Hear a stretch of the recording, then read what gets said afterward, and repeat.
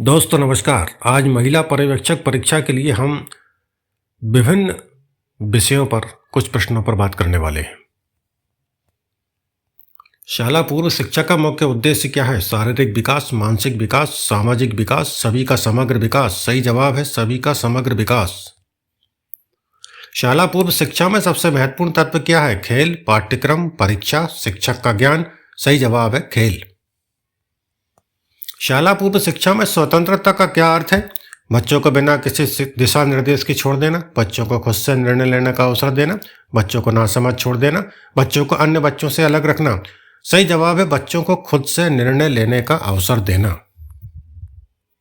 शाला पूर्व शिक्षा में कौन सा शिक्षण विधि प्रमुख है? दृश्य विधि, सुनने की विधि, अनुभव आधारित विधि, लिखने की विधि। सही जवाब है अनुभव आधारित विधि। किसी बच्चे की शारीरिक और मानसिक अवस्था की पहचान करने के लिए कौन सा उपकरण सबसे उपयुक्त है? बाल क्रीड़ा, मानसिक परीक्षण, शारीरिक परीक्षा, आयु निर्धारण। सही जवाब है मानसिक परीक्षण। शाला पूर्व शिक्षा का उद्देश्य बच्चों में कौन सा गुण विकसित करना है? अनुशासन, सृजनात्मकता, शारीरिक बल, सामाजिक व्यवहार। सही जवाब है सृजनात्मकता। मोंटेसरी पद्धति का मुख्य उद्देश्य क्या है? बच्चे को मानसिक रूप से विकसित करना, बच्चे को शारीरिक रूप से विकसित करना, बच्चे की आत्मनिर्भरता को बढ़ाना, बच्चे को प्रतिस्पर्धा में जीतने के लिए प्रशिक्षित करना। सही जवाब है बच्चे की आत्मनिर्भरता को बढ़ाना।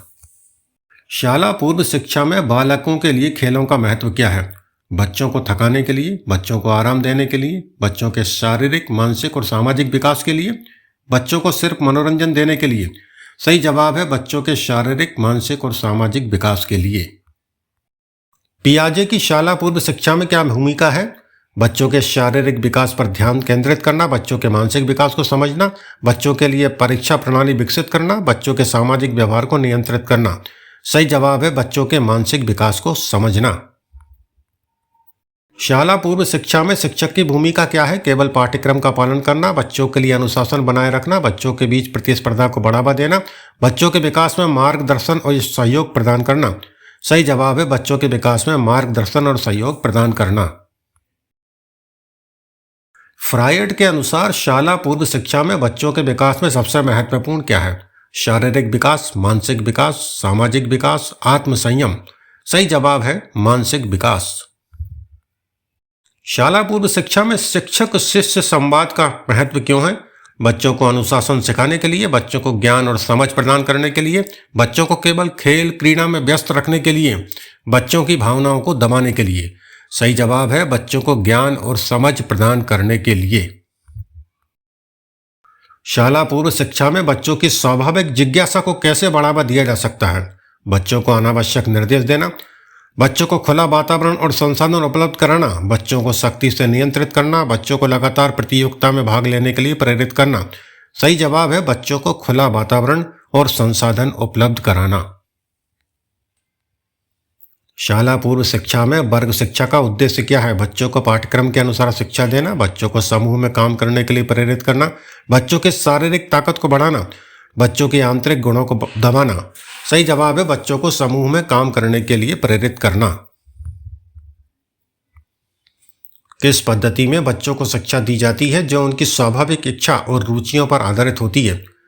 पारंपरिक पद्धति, प्रायोगिक पद्धति, मोंटेसरी पद्धति, कक्षा आधारित पद्धति। सही जवाब है मोंटेसरी पद्धति। बच्चों के सीखने की किस श्रेणी में वे अपनी जानकारी और कौशल को अभ्यास और अनुभव के माध्यम से प्राप्त करते हैं? संज्ञानात्मक श्रेणी, शारीरिक श्रेणी, सामाजिक श्रेणी, भावनात्मक श्रेणी। सही जवाब है संज्ञानात्मक श्रेणी।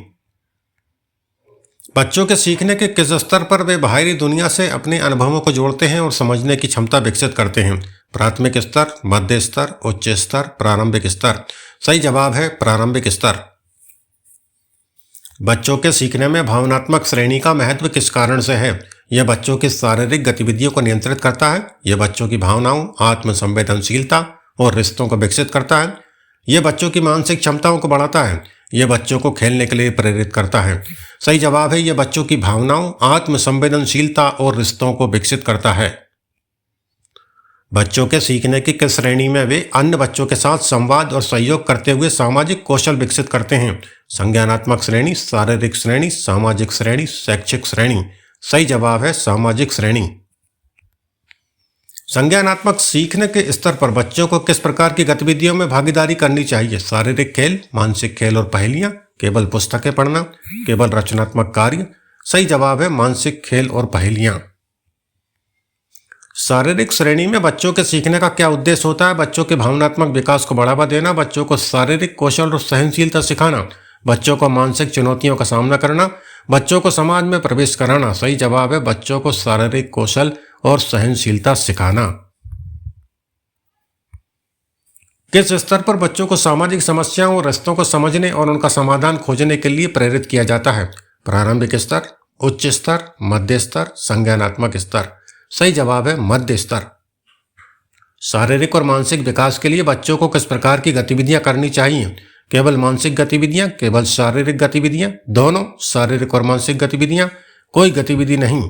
सही जवाब है दोनों, शारीरिक और मानसिक गतिविधियां। भावनात्मक विकास के स्तर पर बच्चों को किस प्रकार के कौशल सिखाए जाते हैं? आत्म संवेदनशीलता और आत्मनियंत्रण, मानसिक चुनौती, सामाजिक कौशल, शारीरिक कौशल। सही जवाब है आत्म संवेदनशीलता और आत्मनियंत्रण। महिला पर्यवेक्षक एकीकृत बाल सुरक्षा योजना का मुख्य उद्देश्य क्या है? बच्चों को शिक्षा देना, बालकों की सुरक्षा और उनके कल्याण को सुनिश्चित करना, बच्चों के लिए खेल आयोजनों का आयोजन करना, बच्चों को नौकरी दिलवाना। सही जवाब है बालकों की सुरक्षा और उनके कल्याण को सुनिश्चित करना। महिला पर्यवेक्षक की नियुक्ति किस योजना के तहत की जाती है? राष्ट्रीय बाल श्रम परियोजना, एकीकृत बाल सुरक्षा योजना, ICPS, महिला शक्ति योजना, राष्ट्रीय महिला कल्याण योजना। सही जवाब है एकीकृत बाल सुरक्षा योजना।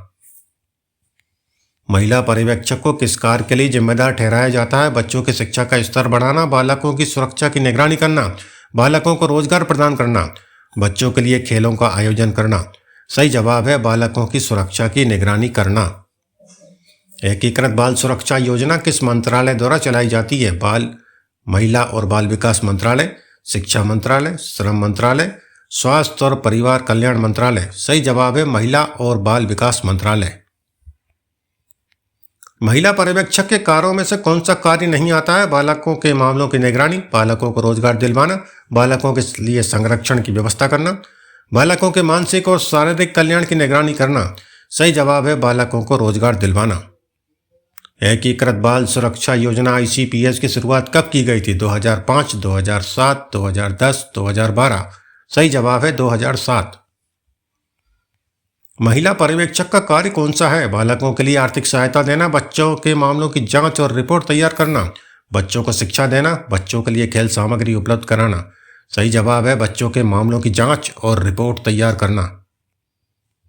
एकीकृत बाल सुरक्षा योजना के तहत महिला पर्यवेक्षक के कार्य में शामिल नहीं है बालकों के संरक्षण के उपायों की पहचान करना, बालकों को कड़ी सजा दिलवाना, बालकों की सुरक्षा और कल्याण के लिए सरकारी योजनाओं का पालन करना, बालकों के लिए सुविधाएं और सेवाएं सुनिश्चित करना।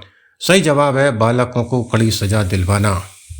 महिला पर्यवेक्षक को किस प्रकार की मदद की आवश्यकता हो सकती है? आर्थिक सहायता, बच्चों के साथ काम करने के लिए मनोवैज्ञानिक प्रशिक्षण, बालकों के लिए शारीरिक श्रम में मदद, सरकारी विभागों से कोई अन्य निर्देश। सही जवाब है बच्चों के साथ काम करने के लिए मनोवैज्ञानिक प्रशिक्षण। एकीकृत बाल सुरक्षा योजना के तहत बाल संरक्षण के लिए कौन से विभाग या संस्थाएं जिम्मेदार हैं? केवल महिला और बाल विकास मंत्रालय, महिला और बाल विकास मंत्रालय, पुलिस विभाग और सामाजिक कल्याण विभाग, केवल स्वास्थ्य मंत्रालय, केवल शिक्षा मंत्रालय। सही जवाब है महिला और बाल विकास मंत्रालय, पुलिस विभाग और सामाजिक कल्याण विभाग। महिला पर्यवेक्षक का चयन किस आधार पर किया जाता है? शिक्षा, अनुभव और ट्रेनिंग, राजनीतिक संबंध, आयु और लिंग। सही जवाब है अनुभव और ट्रेनिंग। एकीकृत बाल सुरक्षा योजना के तहत महिला पर्यवेक्षक किसे सलाह देती है? केवल सरकार को, केवल बच्चों को, परिवारों और समुदायों को, स्कूलों को। सही जवाब है परिवारों और समुदायों को। महिला पर्यवेक्षक को एकीकृत बाल सुरक्षा योजना के तहत किस प्रकार की प्रशिक्षण प्राप्त होती है? बालकों के लिए चिकित्सा सहायता, बच्चों की सुरक्षा, संरक्षण और विकास के लिए, केवल कानूनी प्रशिक्षण, केवल आर्थिक सहायता देने का प्रशिक्षण। सही जवाब है बच्चों की सुरक्षा, संरक्षण और विकास के लिए। एकीकृत बाल सुरक्षा योजना के तहत महिला पर्यवेक्षक का मुख्य उद्देश्य क्या है? बच्चों के लिए शिक्षा योजना लागू करना, बच्चों के जीवन को सुरक्षित और संरक्षित करना, बच्चों के बाल श्रम में शामिल करना, बच्चों के लिए खेलों का आयोजन करना। सही जवाब है बच्चों के जीवन को सुरक्षित और संरक्षित करना। बाल संरक्षण का मुख्य उद्देश्य क्या है? बच्चों को शिक्षा देना, बच्चों की सुरक्षा और उनके अधिकारों की रक्षा करना, बच्चों के लिए खेलों का आयोजन करना, बच्चों को रोजगार दिलवाना। सही जवाब है बच्चों की सुरक्षा और उनके अधिकारों की रक्षा करना। बाल संरक्षण का क्या अर्थ है? बच्चों के शारीरिक और मानसिक विकास में सहायता देना, बच्चों को कड़ी सजा देना, बच्चों के अधिकारों की रक्षा करना और उनका कल्याण सुनिश्चित करना, बच्चों को केवल शिक्षा देना। सही जवाब है बच्चों के अधिकारों की रक्षा करना और उनका कल्याण सुनिश्चित करना। बाल अधिकारों पर किस अंतर्राष्ट्रीय संधि ने ध्यान केंद्रित किया है? बाल कल्याण संधि, बाल अधिकारों पर संधि, संयुक्त राष्ट्र बाल संरक्षण संधि, बच्चों के लिए वैश्विक संधि। सही जवाब है बाल अधिकारों की संधि, CRC। बाल संरक्षण के तहत महिला पर्यवेक्षक का कार्य क्या है? बच्चों के लिए खेल आयोजित करना, बच्चों की सुरक्षा और कल्याण सुनिश्चित करना, बच्चों को रोजगार देना, बच्चों को राजनीतिक शिक्षा देना। सही जवाब है बच्चों की सुरक्षा और कल्याण सुनिश्चित करना।